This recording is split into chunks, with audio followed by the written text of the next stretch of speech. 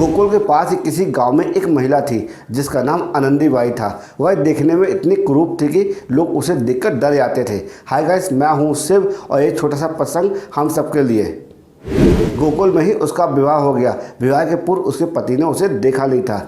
विवाह के पश्चात उसके पति ने जब उसे देखा तो उसी क्रूरता को स्वीकार न कर सका और उसने आनंदी बाई को छोड़कर दूसरा विवाह कर लिया।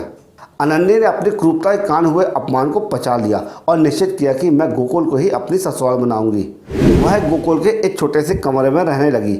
घर में ही मंदिर बनाकर आनंदी श्री कृष्ण की भक्ति में मस्त रहने लगी। आनंदी सुबह शाम घर में विराजमान श्री कृष्ण की मूर्ति के सामने बातें करती, उनसे रूठ जाती, फिर उन्हें मनाती और दिन में साधु संतों की सेवा में और सत्संग करती।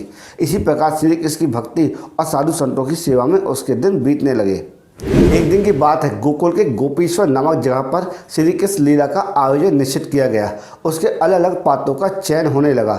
जब पात्रों का चयन हुआ था तो आनंदी बाई भी वहां पर उपस्थित थी। अंत में कुब्जा के पात्र की बात चली तो उस वक्त आनंदी का पति अपनी दूसरी पत्नी एवं बच्चों के साथ वहां पर उपस्थित थे। तो आनंदी बाई की खिल्ली उड़ाते हुए उसने आयोजकों के सामने प्रस्ताव रखा। आनंदी के पति ने कहा कि सामने जो ये महिला खड़ी है ये कुब्जा की भूमिका अच्छी तरह से निभा सकती है, उसे ही कहो ना कुब्जा की भूमिका निभाने के लिए, क्योंकि वो साक्षात कुब्जा है। आयोजकों ने जब आनंदी बाई की तरफ देखा तो उसका क्रूप चेहरा कुब्जा के पात्र के लिए पसंद। श्री कृष्ण लीला में खुद को भाग लेने का मौका मिला है, इस सूचना मात्र से ही आनंदी भाव विभोर हो गई और उसने बड़े ही प्रेम से इस भूमिका को अदा करने की स्वीकृति दे दी।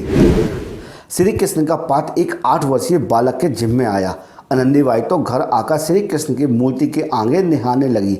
मन ही मन विचार करने लगी कि मेरा कन्हैया आएगा, मेरे पैर पर पैर रखेगा, मेरी तूड़ी पकड़कर मुझे ऊपर देखने को कहेगा। वह तो बस एक नाटक के दृश्यों की कल्पना में ही खोने लगी। आखिरकार श्री कृष्ण लीला रंगमंच पर अभिनय करने का समय आ गया। लीला को देखने के लिए हजारों लोग एकत्रित हुए। श्री कृष्ण भगवान के मथुरा गमन का प्रसंग चल रहा था तो नगर मार्ग से श्री कृष्ण भगवान जी गुजरे तो रास्ते में उन्हें कुब्जा मिली। 8 वर्षीय बालक जो श्री कृष्ण भगवान जी का पात्र अदा कर रहा था, उसने जो कुब्जा बनी आनंदी के पैर पर पैर रखा और तोड़ी पकड़कर ऊंचा कर दिया। किंतु यह कैसा चमत्कार, कुरूप कुब्जा एक समान नारी के रूप में आ गई। वहां पर उपस्थित सभी लोगों ने इस प्रसंग को देखा। आनंदी बाई क्रूरता का पता सभी को था।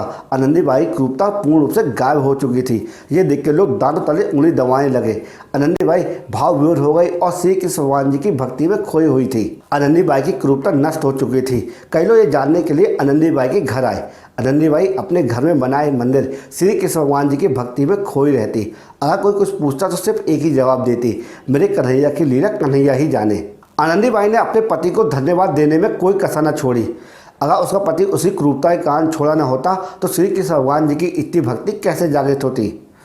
श्री कृष्ण लीला में कुब्जा के पात्र के चयन के लिए उसके पति ने ही उसका नाम दिया था, इसलिए वह अपने पति का आभार मानती। प्रतिकूल परिस्थिति एवं संजोग में शिकायत करने की जगह प्रत्येक परिस्थिति को भगवान की देन मानकर धन्यवाद देने की प्रतिकूल परिस्थिति भी उन्नति का कारण हो जाती है। मेरे कान्हा, जब से रखा कदम तेरी चौखट पे आसमां से भी ऊंचा सा लगता है। तेज आंधियां हैं फिर भी मैं रोशन हूँ, ये सिर्फ तेरी रहमतों का असर लगता है।